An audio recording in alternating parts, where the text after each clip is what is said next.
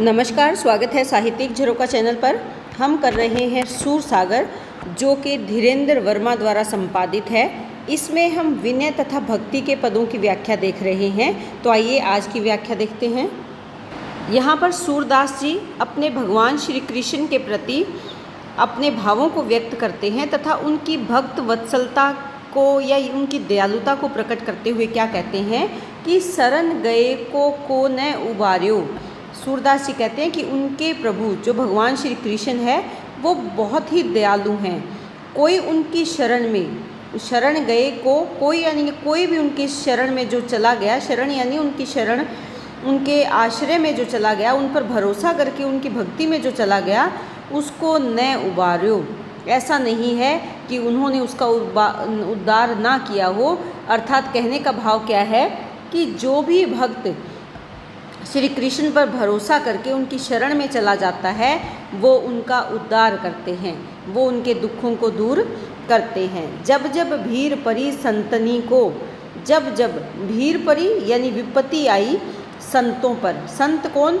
जो भगवान पर भरोसा रखने वाले भक्त हैं, उन पर जब जब भी विपत्ति आई, चक्र सुदर्शन तहाँ संभार्यो। वहाँ वहाँ उन समस्याओं को उनका निदान करने के लिए उन्होंने अपने सुदर्शन चक्र को संभाल लिया। अर्थात सुदर्शन चक्र को धारण कर लेते हैं। जब जब भी उनके भक्तों पर कोई विपत्ति का समय आता है, उस विपत्ति का संहार करने के लिए, उसका नाश करने के लिए वो अपने सुदर्शन चक्र को संभालने में भी देर नहीं करते। भयो प्रसाद जूं अम्बरीश को, दुर्वासा को क्रोध निवार्यो। तो यहाँ पर क्या कहते हैं कि राजा अम्बरीश पर भयो प्रसाद, प्रसाद यानी प्रसन्न हो गए, जूं जैसे अम्बरीश को, राजा अम्बरीश पर जो भगवान श्री कृष्ण है वो अत्यधिक प्रसन्न हो गए और भगवान ने उनकी रक्षा की और इसके साथ साथ दुर्वासा ऋषि के क्रोध का भी निवारण किया। दुर्वासा ऋषि से अम्बरीश को उनके क्रोध से बचाया और उनके क्रोध को भी दूर किया। निवारण करना यानी निदान करना या क्रोध को दूर करना। दुर्वासा ऋषि को शांत भी किसने किया? श्री कृष्ण ने ही किया। ग्वालिन हेतु धर्यो गोवर्धन। केवल इतना ही नहीं, उन्होंने अपने ग्वालिनों को बचाने के लिए किसको धर्या? धारण कर लिया। गोवर्धन पर्वत को भी धारण कर लिया। ग्वालों की रक्षा के लिए गोवर्धन पर्वत को उन्होंने अपने हाथ पर धारण कर लिया था, ये हम सब जानते हैं। प्रकट इंद्र को गर्व प्रहार्यो। और जो इंद्र अपने अभिमान को प्रकट कर रहे थे उस पर प्रहार किया, यानी उसको नष्ट किया। क्योंकि इंद्र अपने अभिमान को दिखाने के लिए ही गोकुल में खूब बारिश तेज होने लगी थी और उस बारिश से बचाने के लिए, उस बरसात से बचाने के लिए ही श्री कृष्ण ने गोवर्धन पर्वत को अपनी छोटी उंगली पर धारण कर लिया और सभी ग्वालों को उसके नीचे जगह दी, शरण दी। तो इंद्र के अभिमान पर इससे क्या हुआ? प्रहार हुआ और उसका अभिमान नष्ट हो गया। कृपा करी प्रहलाद भक्त पर, खम्ब फारी हिरणाकुश मार्यो। और भगवान ने जो उनके भक्त प्रहलाद हुए हैं, जो हिरणाकुश के पुत्र प्रहलाद थे और भगवान विष्णु के भक्त थे, उनकी भी रक्षा करी। और कैसे? खम्ब फारी, खम्बे को फाड़कर प्रकट हुए और उन्होंने किसकी रक्षा करी? भक्त प्रहलाद की रक्षा किससे करी? हिरणाकुश मार्यो। हिरणाकुश जो उनके पिता थे उनको मारकर भक्त प्रहलाद की रक्षा करी। और कैसे? नरहरि रूप धर्यो करुणाकर। और करुणा के सागर श्री कृष्ण ने नरहरि, नरसिंह का रूप धारण किया और छिनक माही उर नखनी बिदार्यो। और क्षण में ही, कुछ पल में ही अपने नखनी यानी नाखूनों से, उर यानी हृदय को, बिदारना फाड़ देना। किसके हृदय को फाड़ दिया था? हिरणाकुश के हृदय को अपने नाखूनों से फाड़ कर उसकी हत्या कर दी थी। उसे मुक्ति कह सकते हैं कि उसे मुक्ति के मार्ग पर भेज दिया। यहाँ पर हिरणाकुश को ये वरदान था कि उसे किसी भी हथियार से मारा नहीं जा सकता, इसीलिए भगवान ने नरसिंह का रूप धारण किया और किसी हथियार से ना मारकर अपने नाखूनों को उसको मारने के लिए प्रयोग में लाए और नाखूनों से उसका वध कर दिया। ग्राहा ग्रसत गज को जल बूढ़त। बूढ़त यानी डूबना। जल में कौन डूबने लगा था? गज। किसके कारण? ग्राहा के कारण। ग्राहा क्या है? मगरमच्छ ने जब ग्रसित कर लिया था, पकड़ लिया था, किसको? हाथी के पैर को पकड़ लिया था और वो जल में डूबने लगा था, तब हाथी ने श्री कृष्ण को पुकारा, नाम लेत। जैसे ही हाथी ने श्री कृष्ण को याद किया, उसका नाम लिया, वाको दुख टार्यो, वैसे ही श्री कृष्ण ने अपने सुदर्शन से मगरमच्छ का वध करके हाथी को बचा लिया और उसके दुख को दूर किया। सूर श्याम बिनु और करे को, सूरदास जी कहते हैं कि श्याम के बिना और कौन है जो ऐसी उदारता का भाव अपने भक्तों पर रखे।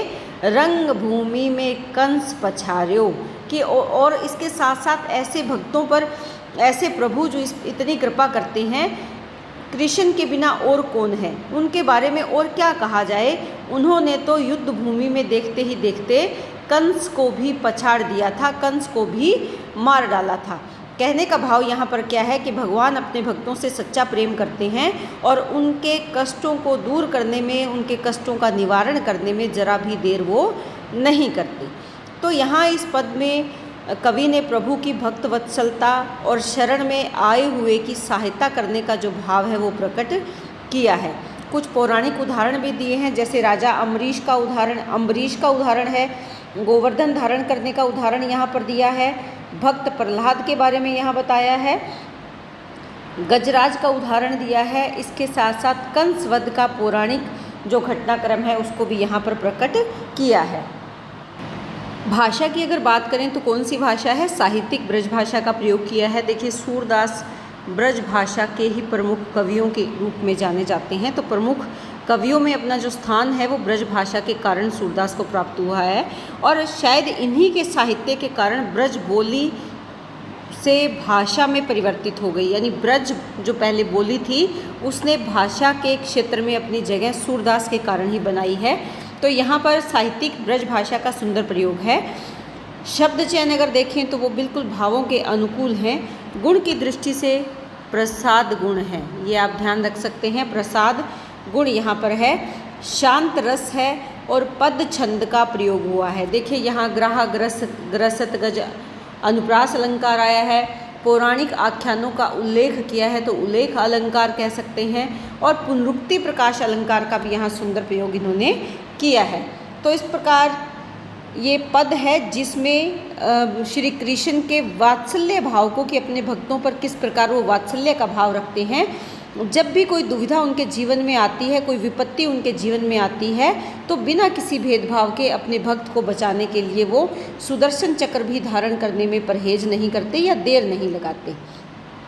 आगे देखते हैं, श्याम गरीबनी हूँ को ग्राहक, दीनानाथ हमारे ठाकुर, सांचे प्रीति निवाहक। सूरदास जी क्या कहते हैं कि श्याम कृष्ण गरीबनी यानी गरीबों के ही ग्राहक हैं। ग्राहक का मतलब चाहने वाले हैं, पसंद करने वाले हैं। दीनानाथ हमारे ठाकुर, हमारे स्वामी कौन है? दीनों के नाथ या दीनों पर दया करने वाले हमारे स्वामी श्री कृष्ण है। सांचे प्रीति निवाहक, और वो सत्य प्रीति प्रेम को निभाने वाले हैं, यानी सच्चे प्रेम का निर्वाह करने वाले हैं। कहने का भाव क्या है कि जब जब भक्तों को उनकी आवश्यकता पड़ती है वो अपनी प्रीति यानी प्रेम का निर्वाह करते हैं, और उनका प्रेम कैसा है? सच्चा प्रेम है। कहाँ विदुर की जाति पांति कुल, प्रेम प्रीति के लाहक। तो यहाँ पर क्या कह रहे हैं कि कवि कहते हैं कि विदुर की क्या जाति क्या पाति, जो विदुर है वो कौन से जाति के, कौन से कुल के थे, कृष्ण के लिए ये कोई महत्व नहीं रखता। प्रेम प्रीति के लाहक, वो तो प्रेम और प्रीत के योग्य उनको समझते हैं। क्यों? क्योंकि उनसे उनका विशेष लगाव है। वह दासी पुत्र हैं, हीन जाति के हैं, लेकिन फिर भी भगवान श्री कृष्ण के प्रेम के पात्र हैं। क्यों? क्योंकि जो विदुर हैं ये कौन है? ये दासी के पुत्र हैं और ये निम्न कुल से संबंध रखने वाले हैं, उच्च कुल हीन जाति से संबंध रखने वाले हैं। उच्च जाति से इनका कोई संबंध नहीं है, लेकिन कृष्ण को इन चीज़ों से कोई परवाह नहीं है या कोई सरोकार नहीं है। वो तो प्रेम और प्रीत के लाहक हैं, प्रेम और प्रीति के योग्य हैं कृष्ण के लिए। कौन हैं? विदुर हैं। कह पांडव के घर ठुकुराई, प्रश्नात्मक अलंकार है यहाँ पर। तो वो क्या कहते हैं कि उन्होंने क्या पांडवों को ठुकरा दिया? अर्जुन के रथवाहक और अर्जुन के रथ के वाहक बन गए। पांडव कै घर ठुकराई, क्या उन्होंने पांडवों का घर ठुकरा दिया? नहीं ठुकराया। क्या पांडवों के पास कोई स्वामित्व था, कोई राज्य था, या वो कहीं के राजा थे? ऐसा नहीं है, पांडव कहीं के राजा नहीं थे। उनको कौरव पुत्रों के द्वारा निष्कासित कर दिया गया था, निकाल दिया गया था। फिर भी उन्होंने अर्जुन के रथ के वाहक यानी सारथी बनना स्वीकार कर लिया। किसके कारण? केवल प्रेम भाव के कारण वो रथ के सारथी बनना उन्होंने स्वीकार कर लिया। कहाँ सुदामा कै धन हो, कि क्या अर्थात सुदामा के भी कहाँ धन था, लेकिन कृष्ण तो सत्य प्रीति के चाहक। जो कृष्ण है उन्होंने उनके धन से प्रेम नहीं किया कि सुदामा के पास धन है या नहीं, इस बात से उनको कोई सरोकार नहीं था। वो तो सुदामा के सत्य प्रेम के चाहक थे। इसीलिए सुदामा जब उनसे मिलने के लिए आए तो नंगे पैर दौड़कर उन्होंने आकर उनका स्वागत किया। तो यहाँ पर इन उदाहरणों के माध्यम से जो बताना चाहते हैं वो ये कहना चाहते हैं कवि कि कृष्ण किसी के धन, वैभव, जाति, कुल को देखकर प्रेम नहीं करते। वो तो सत्य प्रेम के प्रति आकर्षित होने वाले हैं, या भक्त की सच्ची भक्ति के प्रति उनका विशेष प्रेम है। सूरदास सठ, सठ यानी मूर्ख, स्वयं को कह रहे हैं कि हे मूर्ख, हे दुष्ट मन, तांते हरि भजन आरत के दुख दाहक। तांते यानी उस हरि के तुम भजन गाओ जो आरत के दुख दाहक। कहने का भाव क्या है? आरत यानी पाप के, पाप जो पापी व्यक्ति है उसके दुखों को दाहक यानी जलाने वाले हैं, नष्ट करने वाले हैं। तुम्हें ऐसे हरि के भजन गाने चाहिए या ऐसे हरि के भजन करने चाहिए। तो अपने मन को संबोधित किया है यहाँ पर उन्होंने, अपने मन को मूर्ख कहा है, नादान कहा है कि इन संसारिक बातों में ना उलझकर तुम्हें ऐसे रक्षक भगवान की भक्ति करनी चाहिए, उनके भजन गाने चाहिए जो पापियों के भी दुखों को जलाने वाले हैं, उनके दुखों को दूर करने वाले हैं। तो यहाँ पर भी जो उदाहरण दिए हैं वो पौराणिक उदाहरण है, उन्हीं के दृष्टांत देकर अपने कथन का समर्थन यहाँ पर किया है। तो दृष्टांत अलंकार हम यहाँ पर बता सकते हैं। अनुप्रास अलंकार तो प्रत्येक पद में आ ही रहा है। प्रश्नात्मक शैली का प्रयोग किया है, प्रश्न किए हैं बार बार। तो यहाँ कौन सा अलंकार आएगा? प्रश्न अलंकार आएगा। इसके साथ साथ वक्र उक्ति का प्रयोग यहाँ पर किया है। जो उक्ति है, कहने का जो भाव है वो कौन सा है? वक्रोक्ति पर आधारित है। तो वक्रोक्ति अलंकार का सुंदर प्रयोग भी यहाँ देखा जा सकता है। गीति काव्य की सभी विशेषताएं इस पद में है। प्रसाद गुण है, रस की दृष्टि से देखें तो शांत रस है, और छंद कौन सा है? पद छंद का सुंदर प्रयोग यहाँ सूरदास ने किया है। आगे क्या कहते हैं? जैसे तुम गज को पाँव छुड़ायो, कृष्ण को कह रहे हैं कि जैसे तुम यहाँ कौन है? श्री कृष्ण है। गज यानी हाथी का पाँव छुड़ा दिया, किससे? मगरमच्छ के मुंह से। अपने जन को दुखित जान के पाँव प्यादे धायो, कि अपने जन यानी अपने भगत को दुखी जानकर, जब तुम्हें अपने भक्त के दुखों का पता चला तो पाँव प्यादे यानी नंगे पैर ध्यायो दौड़े चले आए। तो तुमने अपने पैरों में चप्पल पहनने का समय भी खराब नहीं किया, नंगे पैर दौड़ पड़े उसके दुखों को दूर करने के लिए। जह जह गाढ़ पड़ी भक्तन को तह आपू जनायो, कि जहाँ जहाँ पर भी गाढ़ पड़ी यानी विपत्ति आई, संकट आया, जहाँ जहाँ पर भी भक्तों पर विपत्ति आई वहाँ वहाँ तह आपू यानी स्वयं जाकर उनके कष्टों का निवारण आपने किया। कहने का भाव यहाँ पर क्या है कि भगवान भक्तों का कष्ट दूर करने के लिए स्वयं पैदल दौड़े चले आते हैं। वो प्रत्येक क्षण प्रत्येक पल अपने भक्त की रक्षा के लिए तत्पर रहते हैं। भक्ति हेत प्रहलाद उबारो, प्रहलाद की भक्ति को देखकर ही तुमने उसका उद्धार किया। द्रौपदी चीर बढ़ायो, और जब द्रौपदी ने अपनी रक्षा के लिए तुम्हें पुकारा तो तुमने उसके वस्त्र को बढ़ाकर उसकी लाज या उसकी लज्जा का सम्मान किया। प्रीति जानी हरि गए विदुर के, प्रेम को जानकर, किसके प्रेम को? विदुर के प्रेम को पहचान कर ही श्री कृष्ण उसके घर प्रेम के वशीभूत होकर के उसके घर चले गए। उसकी जाति पाति का कोई भेद नहीं जाना और वहाँ भोजन करने के लिए चले गए। नामदेव घर छायो, और नामदेव से तात्पर्य क्या है यहाँ पर कि उन्हीं के अर्थात अपने भक्त नामदेव के घर यानी उसका जब घर छाया, छाये का मतलब बनाया, जब जो नामदेव हैं उनका घर जब आग से जल गया था तो ऐसा माना जाता है कि स्वयं श्री कृष्ण ने अपने हाथों से उसके घर को बनाया था। उसके घर का जो छप्पर जल गया था उस छप्पर को बनाया। तो यहाँ पर उसी कथा घटनाक्रम को इस कथा में इसमें बताया गया है, इस पद में बताया गया है कि आपने अपने ही हाथों से नामदेव के जले हुए घर को फिर से बना दिया था। उसके घर का छप्पर आपने ही बनाया था। सूरदास द्विज दीन सुदामा, द्विज यानी ब्राह्मण, दीन यानी गरीब ब्राह्मण कौन थे? सुदामा, जो मित्र थे किसके? श्री कृष्ण के। तीही दारिद्र नसायो, दारिद्र यानी गरीबी को, उसकी जो गरीबी थी उसका नाश भी आपने ही किया। नसायो यानी दूर किया, नाश किया, समाप्त किया। किसको समाप्त किया? गरीबी को, दारिद्र्य को, कि आपने ही उसके जीवन की गरीबी को, उसकी जो दारिद्र्य था उसका आपने अंत कर दिया, दूर कर दिया। जब सुदामा के घर की झोंपड़ी की जगह उसके घर को किस में परिवर्तित कर दिया? महल में परिवर्तित कर दिया। उसके घर में सभी प्रकार के जो महलों में सुख सुविधाएं होती है वो उन्होंने प्रदान की। तो यहाँ पर देखें कि जब जब भक्तों पर संकट आया, श्री हरि वहाँ पर उपस्थित रहे। उस संकट को दूर करने के लिए अलग अलग प्रसंग दिए हैं। गजराज का दिया है, प्रहलाद भक्त का दिया है, द्रौपदी के बारे में यहाँ उदाहरण के रूप में बताया है। विदुर, नामदेव और सुदामा आदि भक्तों का प्रसंग यहाँ पर उनकी भक्त वत्सलता को प्रमाणित करने के लिए बताए हैं। इसके साथ साथ आप उसी तरह से विशेष में लिखेंगे कि साहित्यिक ब्रज भाषा का प्रयोग है। गुण की दृष्टि से देखें तो प्रसाद गुण है। अनुप्रास उदाहरण दिया है तो उदाहरण अलंकार, उल्लेख किया है घटनाक्रमों का, उल्लेख अलंकार और पुनरुक्ति प्रकाश अलंकार का सुंदर प्रयोग यहाँ देखा जा सकता है। गीति काव्य की सभी विशेषताएं हैं। रस की दृष्टि से देखें तो शांत रस है और पद छंद का सुंदर प्रयोग इस पद में हुआ है। आगे क्या है?